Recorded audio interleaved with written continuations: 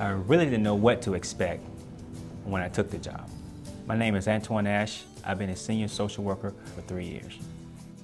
I interned here prior to being hired, so I got a small glimpse of what the job may entail. Our job is basically to step in the gap when families are not able to pull together the things they need, the people, the resources, sometimes the money, sometimes the sanity that they need to be able to meet the stress that life deals them. Social workers with the department have a variety of tasks that they have to accomplish on a daily basis, and they're going to spend a majority of their time out in the community, out with their families, trying to assess what's really going on within a family system, what are the issues that we need to be trying to address to ensure child safety.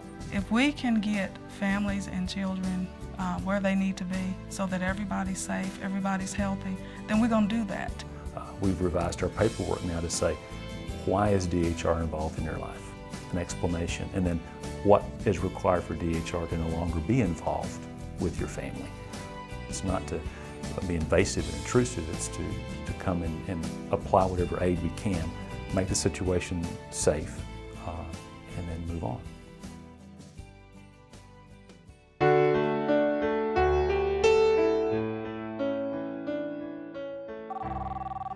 The job itself is somewhat unpredictable because when you're dealing with the general public and you're dealing with families and you're dealing with providers, people tend to do things that they shouldn't, and then you're there to help put things back together, pick up the pieces from where a person had dropped the ball or whatnot.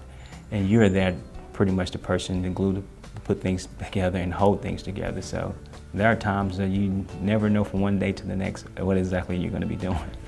It's very predictable in the sense that there will always be too much to do.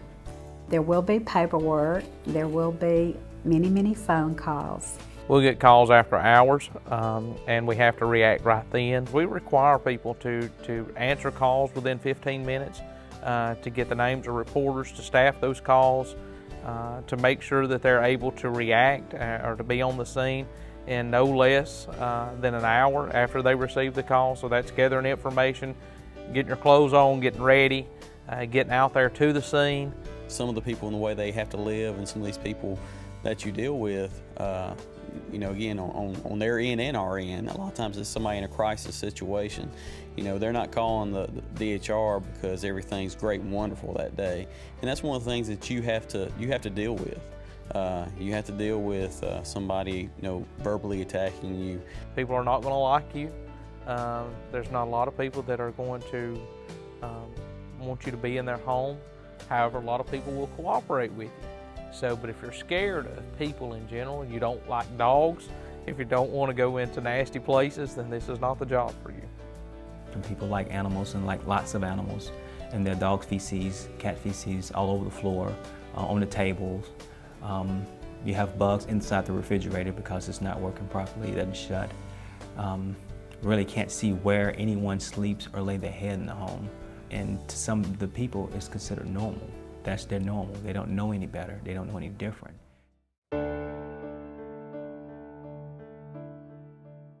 I think the cases that are the hardest for me to deal with are the sexual abuse cases. I can't go back and give children their innocence. Having children of my own, a lot of these children go to school with my kids, and it's very hard to see these children and to find out after the fact, this is what they went home to. And there's a particular little girl that went home to some horrific sexual abuse that we found out several years later. And so it's very hard for me to see her and to know that I didn't know. And I think that's one of the things as a social worker that you have to come to terms with, is that social work degree did not give you a crystal ball. You look for signs, you look for triggers or flags that may go up, and this family, we missed them. Every social worker wants to think, I know all the signs, I see everything, I know, what to expect, but you don't. things are hidden well when people want to hide them. There's a situation, and I won't give ages or places or anything like that, but a child presented himself to a professional saying, "My legs hurt." The child had been beaten black and blue from the waist to the ankles because of some minor infraction that caused an inconvenience in the parent's day. As a mother, as a parent, of course I'm wondering, why? What made you do this to your children? When you have little kids say to you, "Why do you care about me? My mom and dad didn't." You're like, wow, how do I teach them that there are adults that care, truly care, and believe in them and want the best for them when their own mom and dad didn't?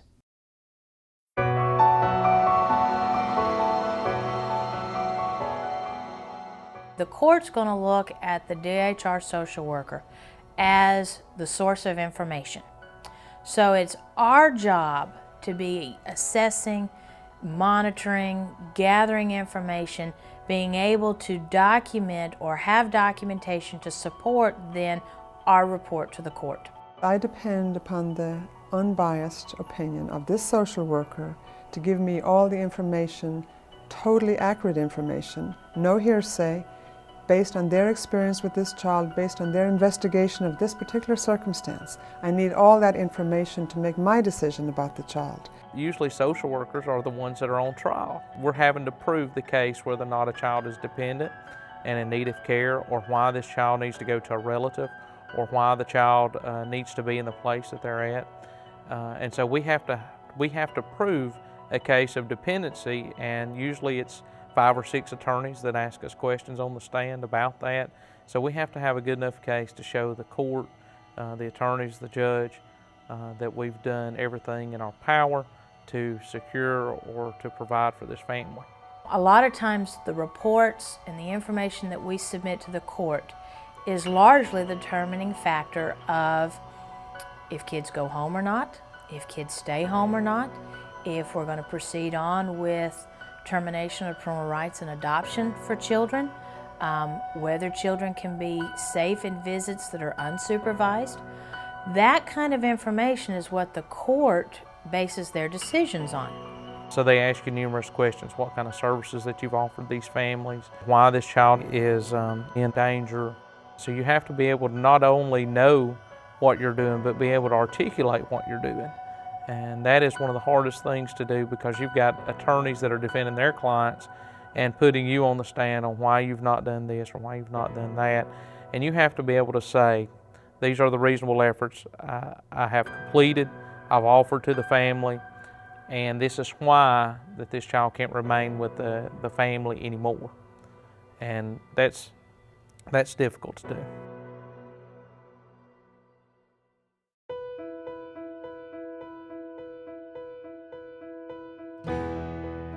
DHR is needed to protect people who are vulnerable, whether they're children, adults, or young women or men who are in a bad time in their life. The need comes in when people's lives blow apart or get at the edge of coming apart. Our need is to come there and stand beside, sometimes stand with, sometimes bleed, hurt, and sweat with people because they don't know how. A lot of people parent like they were parented, and if that is a dysfunctional or destructive manner, then we've started another generation that by nature is going to typically do the same thing. I think without an intervention, without us, then parents don't know any different, therefore their children won't know any different, and then we've just perpetuated a societal problem. You know, when you're growing up, if you happen to hear a crisis when you were growing up, you always thought, whether it was in New York or California, that it's way on the other side of the world.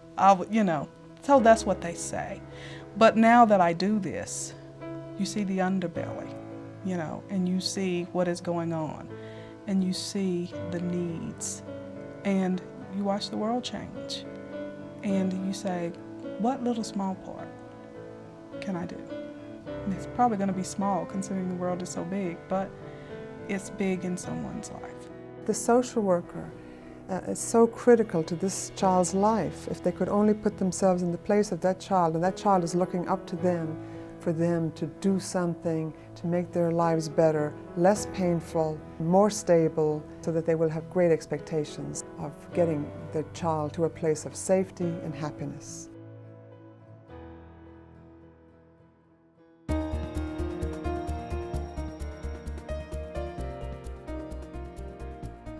Once you step into the role and you see it for yourself, it is so real, it is so naked, that even if you thought you expected it, you never expected it in the capacity that it comes to you.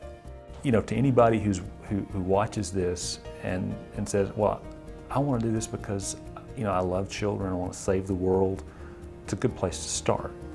But you need to take a real serious inventory of, you know, how you are at thinking on your feet.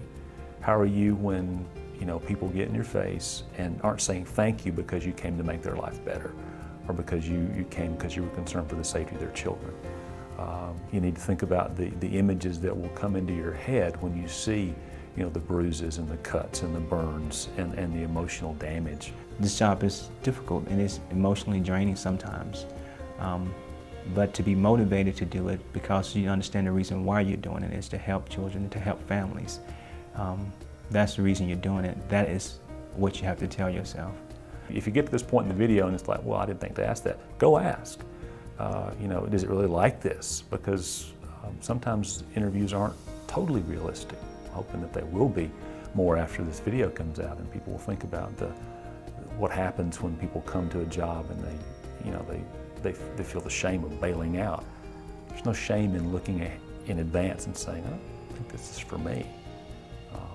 It's probably the best gift you could give to families who are going to need you desperately down the road.